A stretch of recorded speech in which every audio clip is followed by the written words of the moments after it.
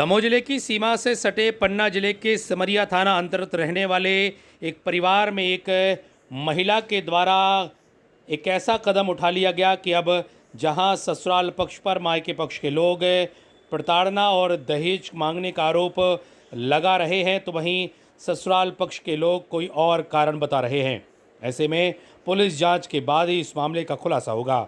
दरअसल सिमरिया थाना अंतर्गत एक गाँव में रहने वाली रश्मि कुशवाहा के द्वारा दवा का सेवन कर लिया गया, जिसके बाद उसे दमोह के जिला अस्पताल में इलाज के लिए लाया गया, लेकिन इलाज के दौरान उसकी मौत हो गई। मौत हो जाने के बाद रश्मि के मायके पक्ष के लोगों ने ससुराल पक्ष पर दहेज के लिए प्रताड़ित किए जाने का आरोप लगाया, तो वहीं ससुराल पक्ष से उसके पति के द्वारा उसकी पत्नी द्वारा रात के वक्त में किसी अन्य व्यक्ति से मोबाइल पर बातचीत किए जाने का बात कही। साथ ही मोबाइल की स्क्रीनशॉट दिखा करके इस मामले में एक और कहानी सामने ला दी। पुलिस अब इस मामले की जांच में जुटी हुई है। जांच के बाद ही पूरे मामले का खुलासा होगा। Bureau report, ACN news.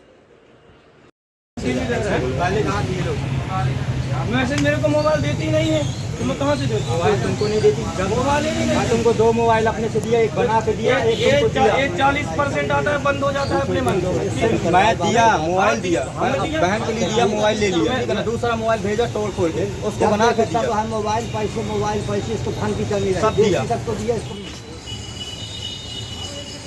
भिजवाना चाहिए, मेरे पास बताना चाहिए।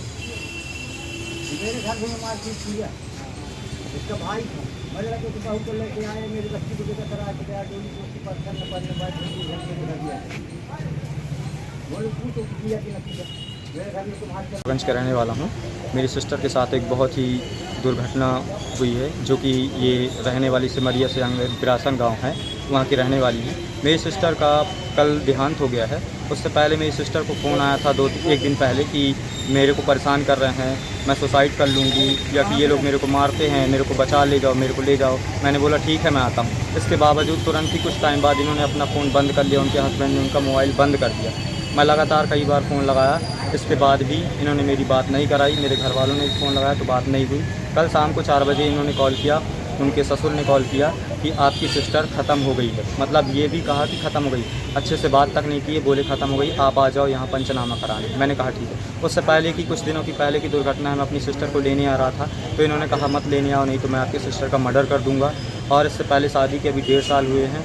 उससे पहले की शादी की 1.5 साल कंप्लीट होते ही उन्होंने कहा कि मेरे को 50,000 रुपये चाहिए, मेरे को दहेज चाहिए, मेरे को ये चाहिए, मेरे को मोबाइल चाहिए और मेरे को ज़मीन खरीदना है, उसके लिए मुझे पैसे चाहिए। आपने दहेज में दिया क्या है? उसको लेके ये पूरे फैमिली के लोग मेरी सिस्टर को टॉर्चर कर करके उसकी लाइफ ख़राब कर दी।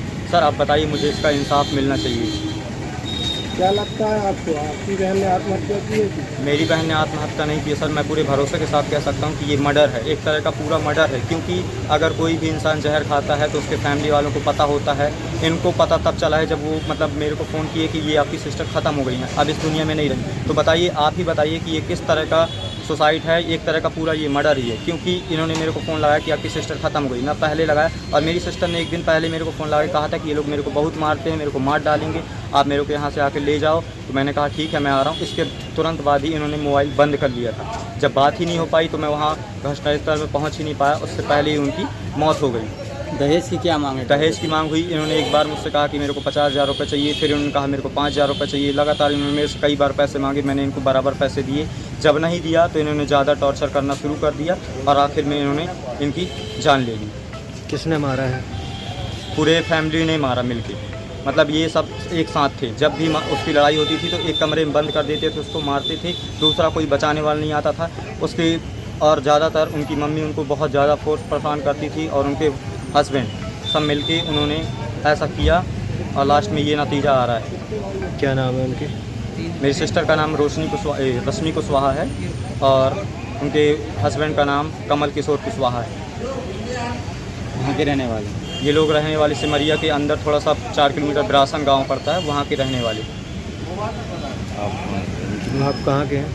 मैं सभागंज का रहने वाला हूँ, जिला सतना, तहसील मैहर, थाना अंदरा, पोस्ट सभागंज। क्या नाम लिखते हैं? अजय कुशवाहा। आप मृतिका के भाई हैं? जी। मतलब मेरा नाम कमल किशोर कुशवाहा है, विरासत की है।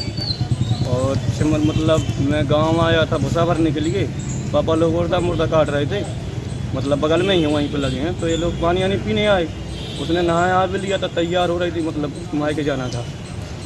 तो इन लोग को बोले छोड़ा भूसा ले आने दो मेरे को। तो मैंने कहा ठीक है, मैं भूसा लेकर ले आता हूँ, रख देता हूँ। इनकी तबीयत नहीं थी सही पापा की, तो मैंने कहा ठीक है। तो लेने गए तो इतने में उसने दवाई पी ली। तो दवाई पी ली तो फिर उसके बाद में दौड़ के भाग के गया, भूसा भी लेके नहीं गया। तत्काल मैंने उसको उठाया, गाड़ी पे बैठाया, गाड़ी पे बैठा के सिमरिया लाया। सिमरिया से उन्होंने एक इंजेक्शन लगाया, उन्होंने फिर रेफर किया कि बोले दमोह ले जाओ इसको या पन्ना ले जाओ।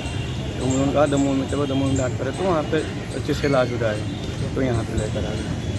क्यों पी ली उसने दवाई? अभी पता नहीं था क्यों पी ली, किसकी वजह से। कुछ विवाद है ही नहीं, कोई विवाद नहीं हुआ हमारा, कोई कुछ नहीं हुआ। बिना विवाद भी कोई जहर खा के मर जाता? कोई भी विवाद नहीं हुआ साहब, हम बोल रहे हैं उससे। किसने पी है दवाई?